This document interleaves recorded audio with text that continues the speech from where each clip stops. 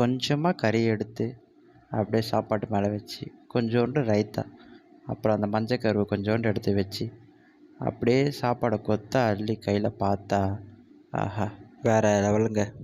Friends 4 பேரோட சேர்ந்து 80 rupees போட்டால் எவ்வளோ சாப்பிட அப்படின்னு சொன்னால் நீங்கள் நம்புவீங்களா? அது எங்கன்னு தான் பார்க்கலாம் வாங்க. பந்தயத்துக்கு நாங்கள் வரலாமா? பள்ளிக்கரையில் இருக்க ஜெயச்சந்தர் இருந்தாங்க. உள்ளே போன உடனே செம க்ரௌடாக இருந்தது.